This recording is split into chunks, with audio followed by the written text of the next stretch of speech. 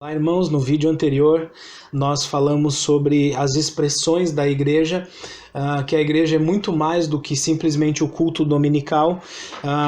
Então nós falamos que a igreja se expressa, ela vive através do evangelismo, multiplicação de discípulos, dedicação ao ensino bíblico, comunhão, a ceia, compartilhar, a oração, o temor, a união, reunir-se, ser comunidade, ser generoso entre si, entre os irmãos e entre a comunidade, ofertar, abençoar, compartilhar, estar unidos em torno da causa do Senhor, alegria e sinceridade de coração, multiplicação de discípulos. Tudo isso nós vimos no texto de Atos 2, 41 ao 47.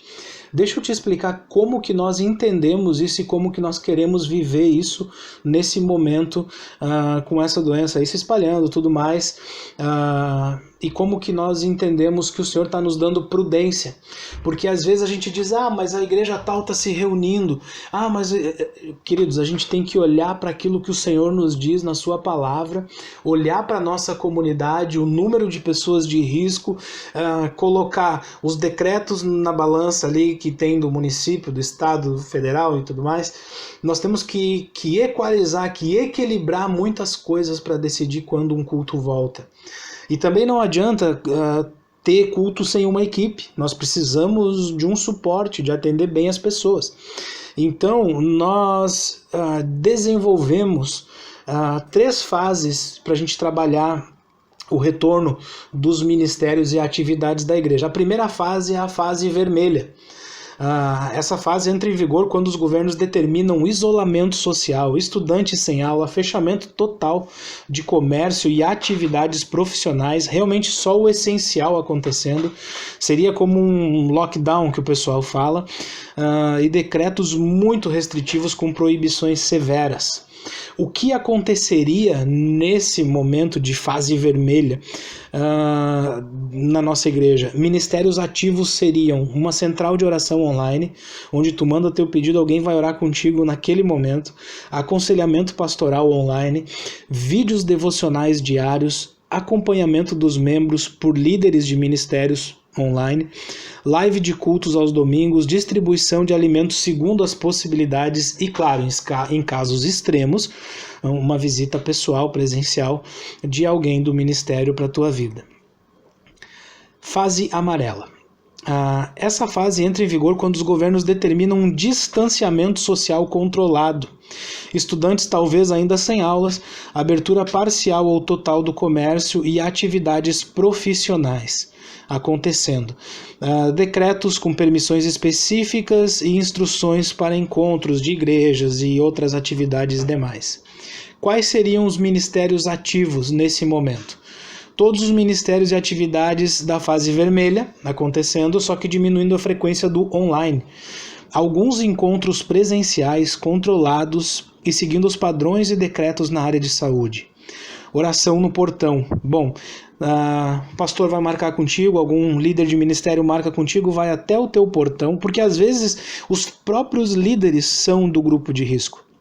Então, eles vão orar contigo do portão. Tu vai aparecer na porta da tua casa e o pastor ou o líder vai estar ali no teu portão, vai estender as mãos, vai impor as mãos e vai orar contigo. Visitas pessoais específicas de ministério. Por exemplo, um líder de ministério visita um discípulo, um membro da igreja, alguém que começou a frequentar o ministério que está em necessidade ou que simplesmente quer uma visita, quando os dois concordam e os dois não são de grupos de risco. Início de alguns encontros presenciais, porém, sem a presença de pessoas de risco, lógico.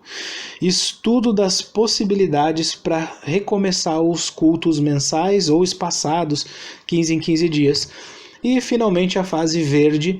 Essa fase entra em vigor quando os governos determinam certa normalidade no convívio social. Estudantes voltando às aulas normais, abertura do comércio e retorno de todas as atividades profissionais de modo geral, e estabelecimento de um novo normal, porque o mundo que conhecíamos não volta mais. Os ministérios ativos seria o retorno dos ministérios todos e dos cultos dominicais, com os cuidados pré-estabelecidos e seguindo as orientações tanto dos decretos, governo, saúde e tudo mais, e também um processo de reconstrução e reestruturação de todos os ministérios, porque agora a gente precisa rever muitas coisas para poder atingir melhor as pessoas nesse novo contexto, nessa nova fase. Então, assim que nós temos entendido que nós vamos viver todas essas coisas que nós entendemos no texto de Atos, ore por nossa igreja, ore por nossos líderes. Não fica se comparando o tempo que a nossa igreja está com o tempo da igreja vizinha. Na verdade, a igreja existe para os de fora, para aqueles que ainda não conhecem a Cristo e não para se compararem entre si. Então, nós temos que estar guiados por Deus e sua palavra, e não por outras igrejas. Nós temos que orar e abençoar outras igrejas, e que cada um faça aquilo que Deus colocou em seu coração. Que Deus te abençoe.